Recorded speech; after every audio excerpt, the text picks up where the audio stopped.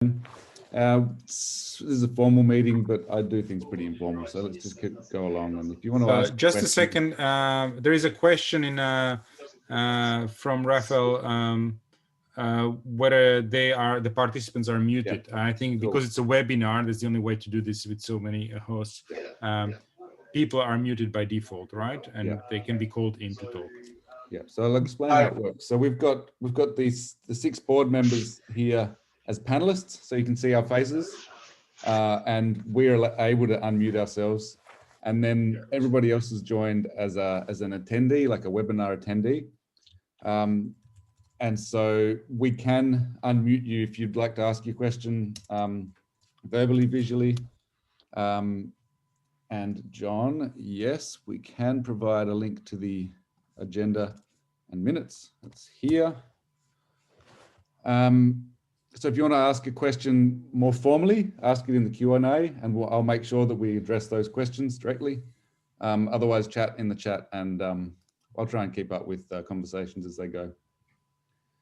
So the plan is for me to give a report, and really I've just got a few short slides to go over the numbers, the finances, which happens to be me as well as the treasurer. Sorry about that. We've got a couple of questions on notice from people that filled in the form, and happy to open up to questions from anybody that's here. And then we're going to do a kind of show of hands vote. Do we want to make sure that that's going to work, Greg? Can you see people putting their hands up? Could we just have the attendees just put their hands up for a second? Cool. Yeah. I can see those notifications, so that's great. Has anybody got a problem with us accepting financial statements and annual reports by Zoom hands? Nope. We do have a quorum of 20% of members, or 10, whichever is lowest. Do we have enough? And does it include the board in voting? We're the board of members, and I believe that they will be included. And we have more than whatever we need, 4 more. Do we, Greg? Do we have a quorum? So we have a quorum at the moment. Now the quorum, because this is an annual general meeting, it's slightly 10 people. 10 people is the minimum. Yes, but yeah, correct. So we have 7 plus 6 at the moment, so that's 13. Great. Okay. Plus attendees, so I believe we have a quorum. Great. And so the end of the meeting there is the election of directors, which will be run by Greg as the secretary, and that's the formal process that brings on board new directors. So I guess there's an opportunity for any other business. No, it's not really actually at the AGM. We're all new at this. I'm an amateur at running an AGM, the first one. So thanks for coming along. Thanks for bearing with us. So firstly, to summarize, this is the mandate that was presented at the previous AGM as that mandate that was in the year that the founding of the organization happened. So there's the structure of the organization, the pre-organization work, the recognition as an OSGeo local chapter, starting the process of becoming an OpenStreetMap local chapter.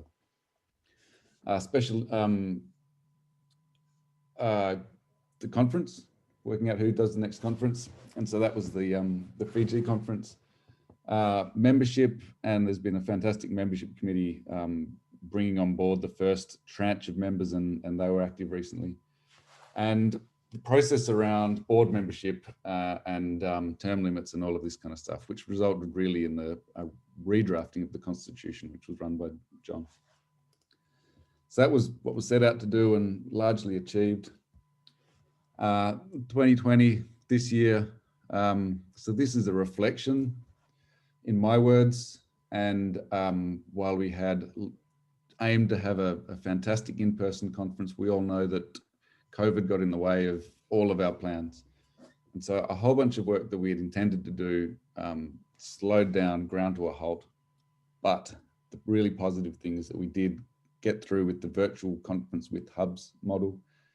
And by my estimate, there were 400 people, including 100 people streaming, and 300 people across, I can't remember the number of hubs, a lot of hubs, including across the Pacific. So it was a really cool and innovative way to do things. Locate Conferences has asked me, and I should include a few other people, to give them feedback on what went well and what didn't, so that they can learn from it. So trailblazing, as we somehow managed to do, and being more successful than we intend to, which we seem to always do with respect to the conferences. I want to acknowledge the special interest groups work that Martin took on with great gusto and has resulted in the 2 applications. So we've had a charter proposing the local OpenStreetMap folks and the local QGIS folks come on as special interest groups to OSGeo Oceania. And we ran elections in this AGM, and we've got all the routine sort of business activity statements and other bureaucracy happening. In summary, 2020 was sort of scraped by, and we did that.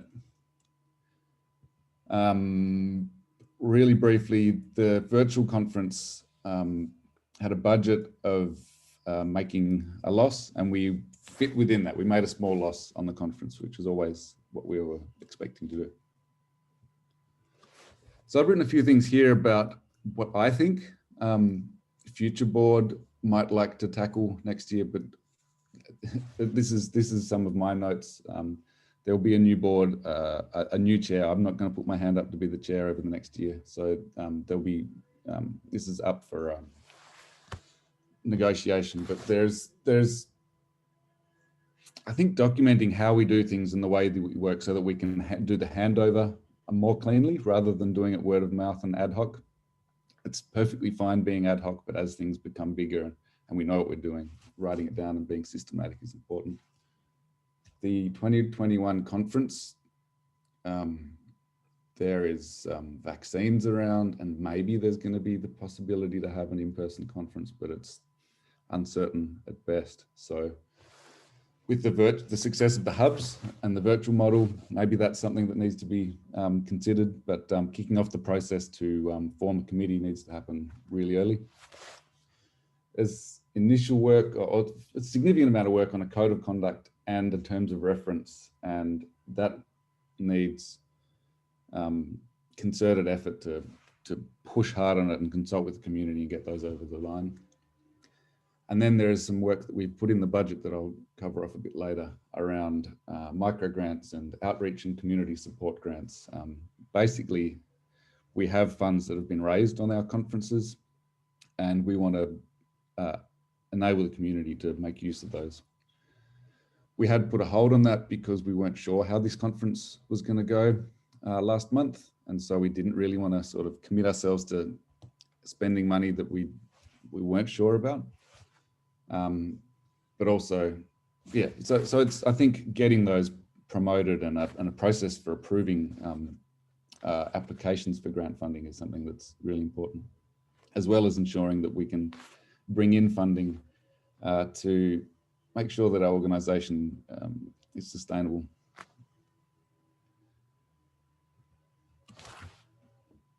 So from here we have finance report. This was the budget that we set in, I guess, leading up to the financial year. So the conference came in slightly under what we expected, and we haven't spent money on these, I guess they are discretional kind of things, really, the working group and committee support, micro grants and outreach and community support. But we have said that we can spend it. And so at this point now, where we know where we're at, we should probably put some steps in place to actually do that. What I can say is that things like our ongoing expenses, like the subscriptions, ASIC and accountant fees, are within the expected range. And so if we weren't to actively spend money, we would be just about meeting this budget.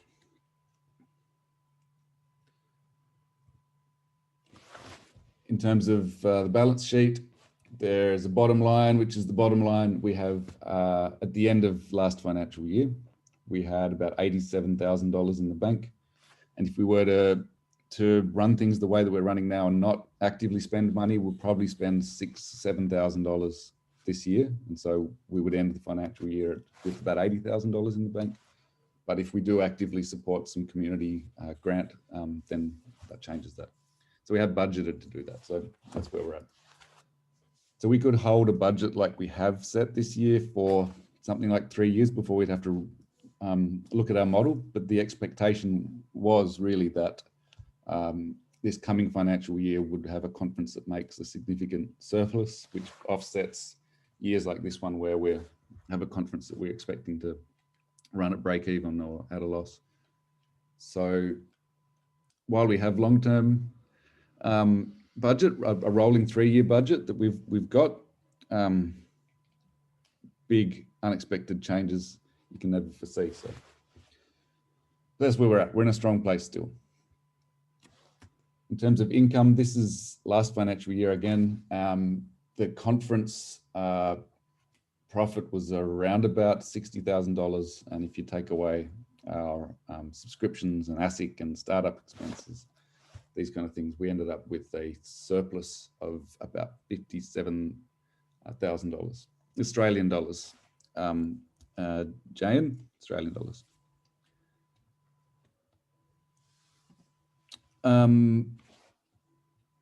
Ed, some hubs made a profit, some did not.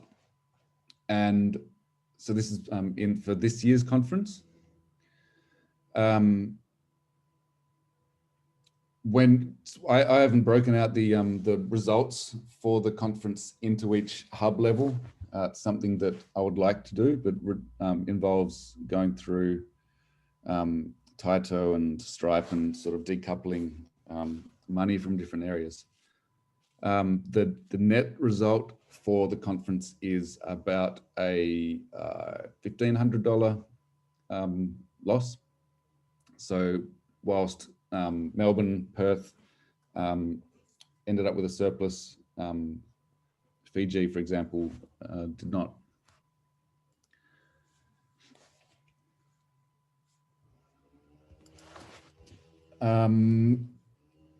So that's income. And that brings us to this question section, which is actually what I started doing. So we have a couple of questions on notice, which I'll address first, and then we can open up a bit broader.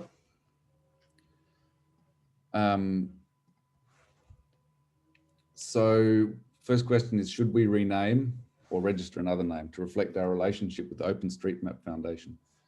Now, I don't remember the conversation specifically, but we did talk about this really early on before we created our entity, and we felt that there's not heaps in the name. We could have a really big, long name like we do for our conference, but that OSGeo Oceania is, I guess, reflectant of what we are. We can potentially look at having a different trading name or other sort of obstacles there, but my view is that we have the relationship as the local chapter of the OpenStreetMap Foundation across Oceania, and I think that people understand that. But yeah, I'm not sure if any other board members have further that they'd like to add to that. Personally, I agree with you. I think the organization has other more pressing issues to focus on than changing names. I think we are perfectly fine with the name, as long as we keep on being very upfront, open, and promote the fact that we are also the local chapter of OSM. Yeah, I wouldn't say that we are also, just also. We are the local. We are, yes. Yeah, no, by also I meant that we're affiliated with the two things, OSGeo and OSM equally. And that's what I tried to communicate in one of these email exchanges today as well. Yeah, absolutely. The second question is, according to the annual report, we have 128 to 143. So at the time that Ed drafted his section, that was 128, and the time I drafted my section, it was 143. We now have 143 members, and I might request that Ed changes his sentence to get rid of that ambiguity. He does say at the time of writing, which was a few weeks before he did his, or a week before he did his membership campaign. I've got a horrible map. It's like a travesty against a cartography design, but this is the breakup of members, and I think it's pretty interesting because we have a lot of Australia, Aotearoa members, some Fiji, and a lot of Pacific Islands. I think we can do better, and I would love for us to campaign to encourage more Pacific Island country membership. But it's really great to see that diversity. So that's the end of the questions on notice. Has anybody else got questions that they'd like to ask? And as I said before, happy to open up video and mics for people that want to ask something face-to-face-ish. Just raise hands and we'll make that happen.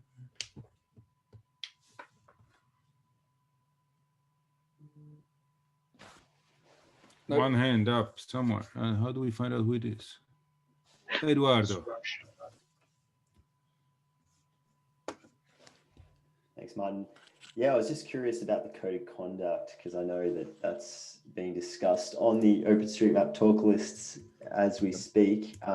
So we don't need to hash it out here, but I was just wanted to check the work that's been done so far and kind of clarify where we're at. I believe that there were discussions about the code of conduct and adopting OSGeo's one. So we have a code of conduct draft that is our code of conduct, but at the most, and that was socialized through the community, and there's not a lot of input. And then really where we got to was that it sort of dragged on for a while. And the last board meeting, we discussed this as a thing for the next board to take up and champion. But the suggestion that we had was that we should probably just adopt what OSGeo, the parent entity, one of our parent entities has, so adopt their code of conduct. But this is something we've been working on for a long time. I think I can add to that, Alex. I think with what's happened with this OSM and OSMF issue in the last few days, I think has accelerated. You know, I speak on South here, but from the new board to accelerate the adoption of the code of conduct, and there may be some more appropriate updates based on what we're seeing in the feedback and things. And I would certainly feel that that is in our top priority for the new board to work with the community to bring into that. We've had code of conducts for our conference, and they've been really good documents. We have never had a code of conduct violation reported that I'm aware of, and I think I would have been aware if we had one. We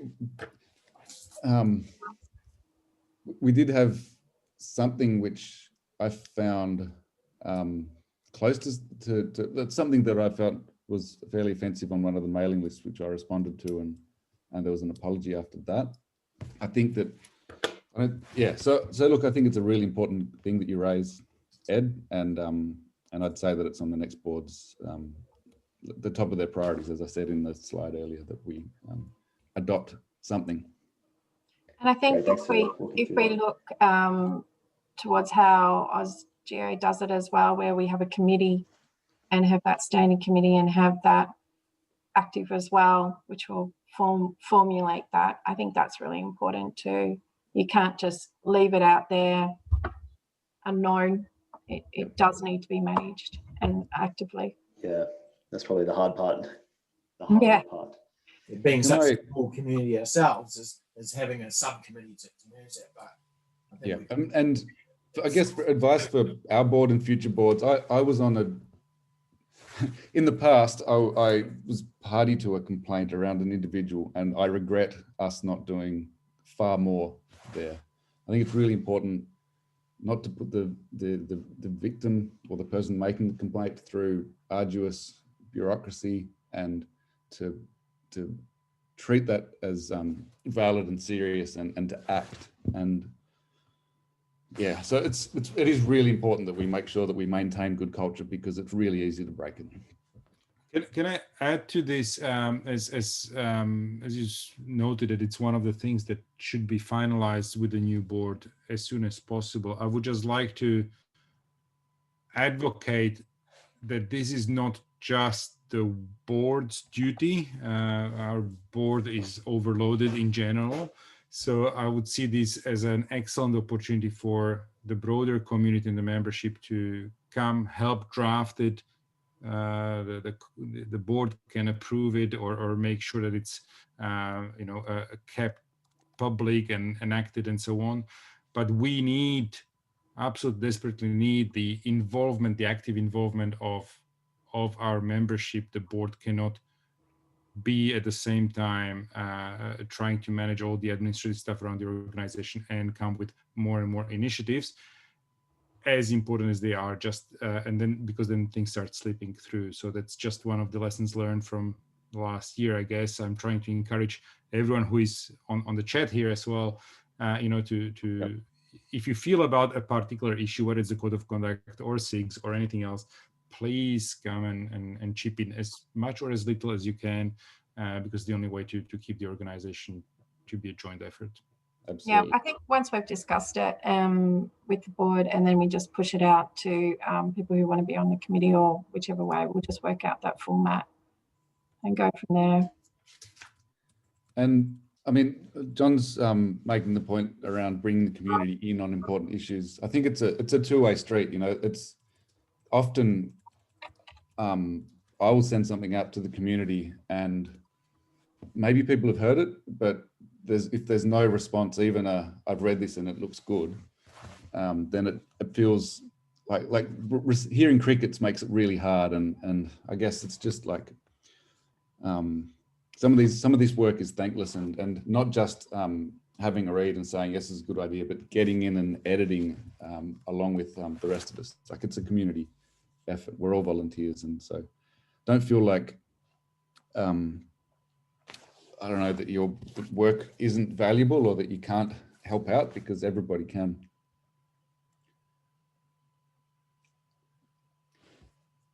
Cool.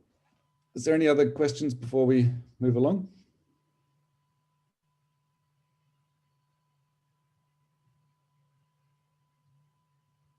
Nope.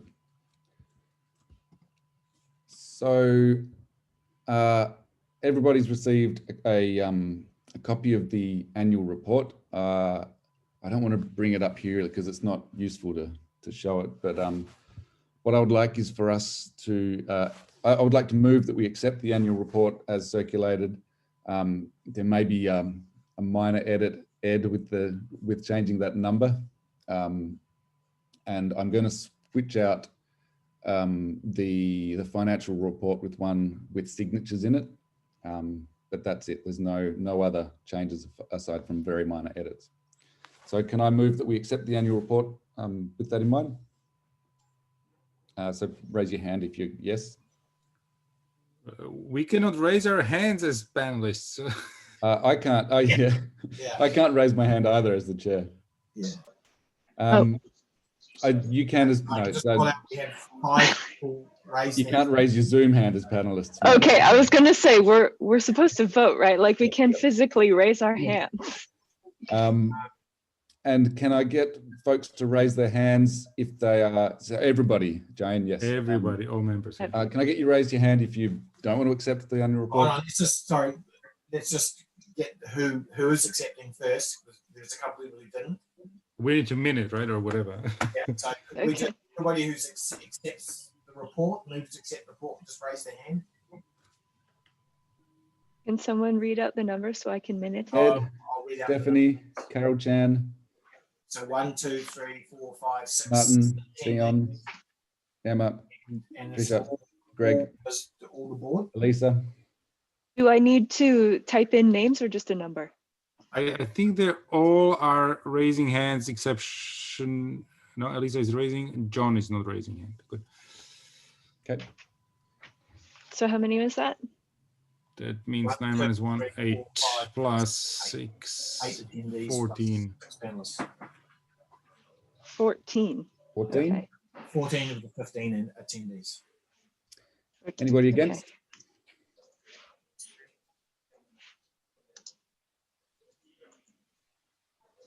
Nope. Although there are two, Raphael and Jonah have hands still up, or they need to lower their hands. Good. So now against.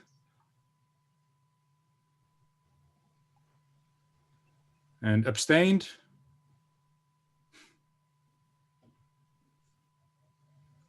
I think, did John How many drop against? off, or there's Mr. numbers don't add up? John's vote. Sorry, I can't see any hands. So how many there- against? There's no one currently. No one. There's Okay. 14 for. 14 people have support the motion. Yep. Of the 15 attendees. Yep. Nobody has put their hand up to not accept it, and nobody has abstained. So there's one member that hasn't made a decision at all. Okay, John's. Oh, he says fine. Oh, Yeah. okay. It's fair Okay. enough, John. Good. Okay. It's Okay, COVID so that's green light, isn't 15 it? accept, 0 against, and Cool. 0. They're all in favour. Thanks, John. Okay.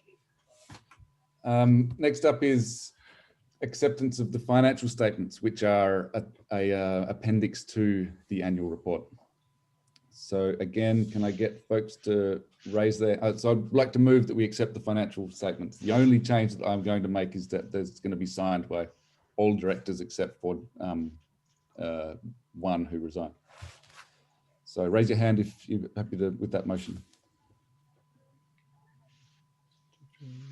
So I can confirm all committee members have raised their hands. And So I can't see Carol, Ed, Jane, John, or Stephanie. Yep. Got a couple Now the members are going, yeah. Jane, John, and Stefan. Stephanie, this is accepting the financial statements, which are an appendix to the annual report. So you have one abstention. Yes, good. Stephanie's yes. Jane and John are multitasking, so we We don't have have one abstention. Jane's Okay. abstaining, and we have good. so that means we had 13, and if John could just confirm. We do need to accept financial statements. It's normal things that so John, so context, all board members have signed the financial statements and agree that it's a full and correct accounting of the previous financial year. They were prepared by our accountants from the accounts that I maintain as the treasurer. We do need a better way to do voting. If you don't want to get across them and you don't feel like you want to support them, then I think abstaining is fine, John. They're still going to be accepted. And on that, I think abstaining is perfectly fine if you feel you don't have. He's fine. He says no problem. Yeah, Good. it's not a. I don't think that's a negative or positive. It's more just saying you feel you don't have the information to make an informed decision. No problem. No, it's fine. No, A good. bit of clarity. Happy to put your hand up, Yeah. or do you want to abstain?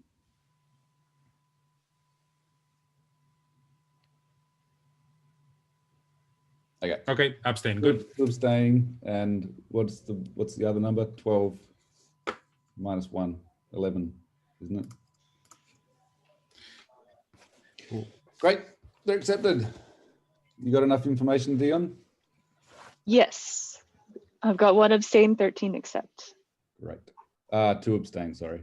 Oh, sorry, 2. Thank you, Greg. He's helping with me with minutes. Cool. All right. And so at this point, I want to hand over to Greg Lauer, the company secretary, who's going to go through the meeting to elect directors. You're muted. You'd think after all these Zoom meetings, I would know.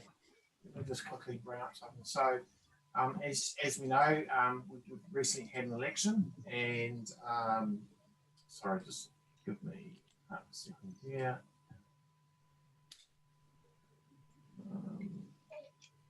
Bring some things down. Do you want to share your screen, or you? I'm not. No, we're all good.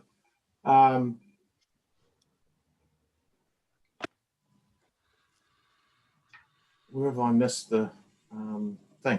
So, members have voted.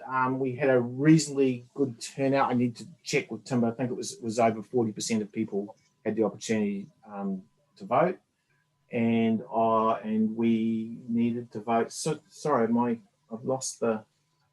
all the notes that I had put together. Just give me half a second there. It's a bit embarrassing. Right, here we go. So we needed to elect six directors. So some directors, there was two directors that resigned before the election, and then then 3 directors had to were automatic resigned because of the rules we had in place around the staggering, and that was Alex, Trish, and Martin. Martin and Trish decided not to put themselves up for re-election. So the results in no particular order were Alex, Carol, Eduardo, Elisa, I'm sure I'm not pronouncing it properly, but Ewan and Jonah. So I guess I would say I've gone through the pre sort of thing to check, but they're able to be directors. So I've sent them out forms. They've all sent the forms back signed. So they've all consented to be directors. They've all checked that they meet the requirements of ASIC around the bankruptcy and things like that. So as secretary, I'm happy to confirm that they are elected. They have confirmed to be elected, and as of the end of this meeting with the resignations, they Alex, Carol, Ed, Elisa, Ewan, and Jonah are elected as directors, and they'll join myself, Emma, and Dion in the 2021 board. I should have a special shout out to Tim Bowden for the very diligent and significant amount of work that he did over the last few weeks to do that, and certainly thanks to the board and the community, A, both in voting, but B, contributing to the election document. Just in terms of paperwork and stuff, we will be this afternoon. I will be filing the prerequisite ASIC documents regarding resignations and new directors to ASIC as per the guidelines. Anybody have any questions or anything I missed there?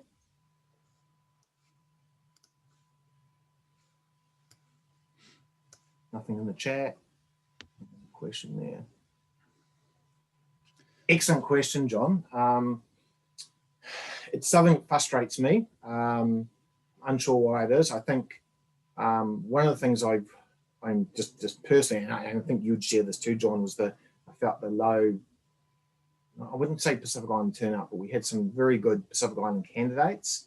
And I guess we were really lucky to have Carol on the board, but I feel we can do better. What I have done is I have asked Tim, and of course we have to do this anonymously and ensure we don't breach any privacy. I have asked Tim to try and produce a report to see, because we know 40, I think it's, don't quote me, I think it's 47% of people voted.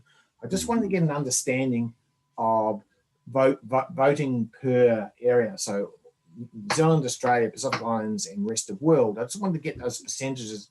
And then if we see a lower voter turnout in the Pacific Islands, then I think that that gives the board and the community in general something to work towards to try and address and look. Is there something we've missed? Is there a better way to communicate? Maybe there's a better way to encourage more positive, more Pacific Island candidates and things like that. And maybe they feel a bit intimidated. I don't know. Anyway, it's really good to have Carol joining us, and I hope that she will be able to assist us in yeah. I mean, something we can look into doing as well is that there's been some talk, I think, Jyan, it was you talking about doing a survey of members, and perhaps, I mean, I don't know what the response rate to the survey will be, but it'd be interesting to see if we can get some information about participation from that as well. I also don't know what numbers are like in other similar organizations. Yeah, so I mean, 40, 50% of 130, it's still not too bad. I don't know what we should be aiming for. Although we can do better, I'm happy that it is a mandate from the members of that at 47%, just based on some of the other organisations involved, and that's probably at the higher end of engagement. But I think again, echoing John, I think as a community we can probably do better, and we just need to understand what are those barriers or limitations to people voting. But certainly, I don't think it was certainly lack of candidates or lack of quality candidates. I think we had that covered. Obviously there's some other issues, but maybe we look at it. I think having been the person who is sending out emails, it's hard to know whether what you send out is actually reaching people, because we sort of only really use one channel. It's email, whether it's going through the mailing list or whether it's coming from MailChimp. It's always an email communication, and we probably need to find out what works best for people. I know some people kind of shut off email, or they stop checking because there's a lot. I do the same. And so it's probably figuring out what the most efficient way is and what people actually want from us. Then I don't have to bug them all the time. We have to, with voting for the elections, we have to address people via email because they have to have a unique code per person. But maybe we could have done a few more social media channels in terms of promoting the fact that the election is going.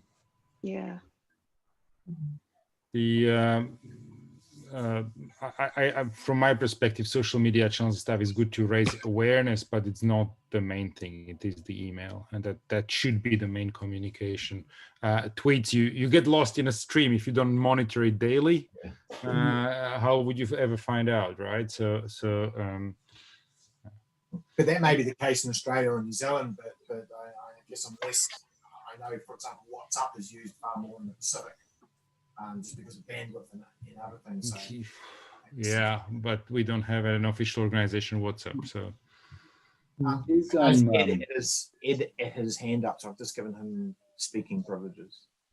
Thanks, Greg. Yeah, just on this issue, John, I think it is something that requires review, and we can have an open meeting with everyone, like the membership working group and communications working group, and anyone in the community who's interested, because I think, speaking to Alex's point, I don't know what the right number is, but 40% seems really low, and particularly in the context of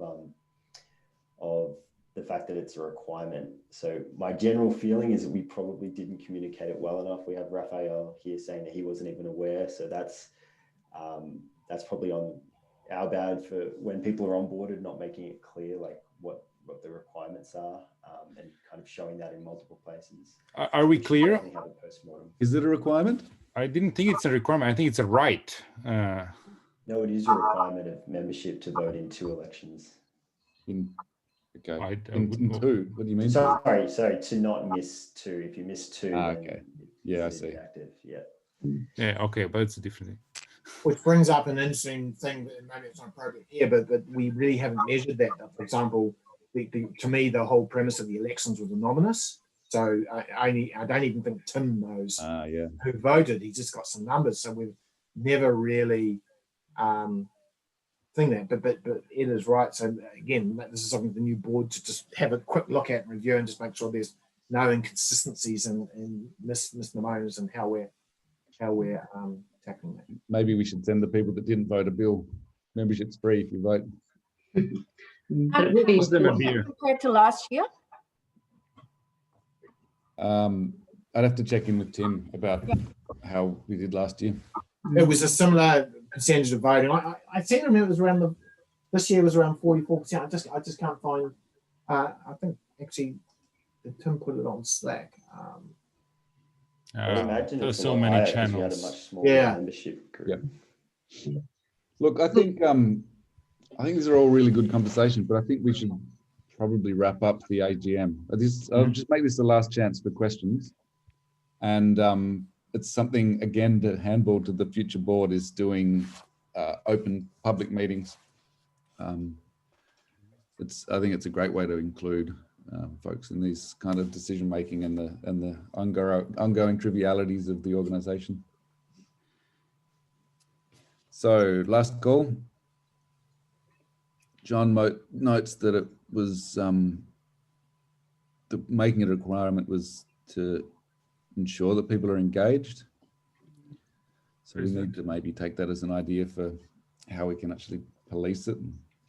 Yeah, I think that's the issue. We don't vote, and I think it's that and I remember John and I chatted about this at the time, and we felt that was important, but I think it was a bit of left hand and the right hand. We didn't actually put anything in to actually work out how we police that or how we bring up a number. Who do we do? And I don't think we should. I think voting should be anonymous. My personal opinion. Yeah, I don't think we should either. All right. Well, thank you very much for your time. For those that are departing the board, thank you extremely very much for your time and your expertise and your knowledge and wisdom and work and effort over the last year. I really appreciate it on behalf of the whole membership. Thanks for folks that have attended. Those of you, the members, thanks for your support for us in our continuing to do this work. And congratulations to the folks that are at the incoming board members. Well done. Thank you, Alex, for handling this so well. No worries at all. It's good. And thank you from me as a departing member. I will be around, and I hope to help actually more than I could before, being deburdened from some of the more admin stuff. Yeah, and on that note too, yeah, thank you everyone else. I intend to also stay and help in different capacities that I can too, and wish the new board all the best, and happy to be involved in the business continuity handover and be there if anyone wants to have a chat about the process. There is a question from John. Did we formally elect directors? Yes, we did. Did we? Well, we declared the results of the elections and said that they accepted.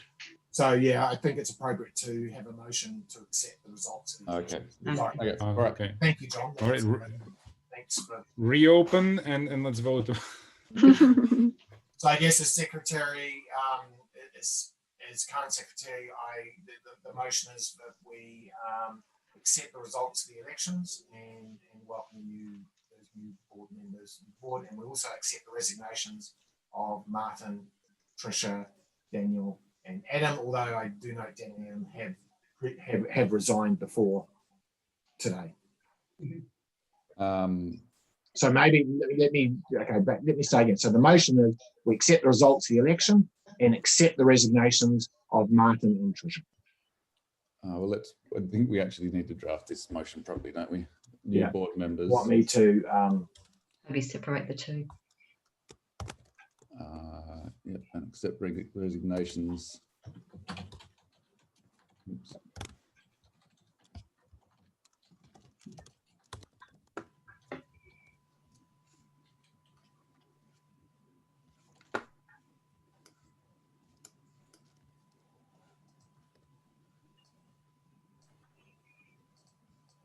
I can copy and paste that in. Oh, okay. Someone's already done that. Perfect. We need to accept Daniel, don't we? Or is that... No, because that he was how I had to take people saying that Daniel and Adam resigned previously, and that's been accepted by the board, and I feel that's a legitimate thing to do. Right. The Martin and Tricia one is a trigger as opposed to a physical, if that makes any sense. Cool. So yeah, so the motion is as in the note, motion to accept new board members. That's Alex Leaf, Carol Chan, Eduardo Neha, Elisa Pellicini, Hugh Hill, and Joan O'Sullivan. And the second part of the motion is to accept the resignations of Martin Tomoko and Tricia. Tomko. Hey, people, I'm not Japanese. Tomko, sorry. It's obviously I've got a lot to learn in pronouncing people's names. All right. So can you raise your hand if you're support the motion to accept the new board members, Alex, Carol, Eduardo, Elisa, Ewan, and Jonah. 1, 2, 3, 4, 5, 6, 7, 8. That's 8. 8 plus 5. 8 plus 6. Favor. 0 and 0. And can we get to raise your hand again? Oh, can you put your hand down first? Raise your hands again if you accept the resignations of Martin and Tricia. I choose not to accept the resignation of Martin. You can stay around. He's about hostage. I vote for my own. Any object? Or Tricia, we're keeping her too. Can we? Are we conflicted or can we vote? Yeah. All right, I'm voting for myself. That's everybody. So 8 in Cheers, favor. Robert, and 5 Alex. panelists. So once again, thank you very much to the incoming and outgoing board members. Really appreciate your time. Apologies for that mistake, and thank you for the point of order, John. With that, close the meeting. Thank you very much for coming along. Thanks for your time. Question. Yes. There is the next one is the new board, right? So we don't have to. Doesn't Old apply board to. doesn't need to come. You're free. Oh, so much. Good afternoon. Well, count on me if you need help with anything, guys. Alex, thank you so much, and Thanks, thank Mark. you all, and thanks John also before. For Martin and Trisha, it's beer o'clock. Yeah. I've got Not 3 in more midday. meetings Goodness today. me. I've got a deck to build other than meetings. Okay. Oh, nice. That's Cool. great. See you later. I'll Right. send you progress All right. photos. Thanks. Thanks, Bye. everybody. Thanks, folks. Thank you, everyone. Thank Bye. you. Bye. Bye-bye. Bye. Thanks, Bye. all members. Oh, bye. Bye. Bye, guys.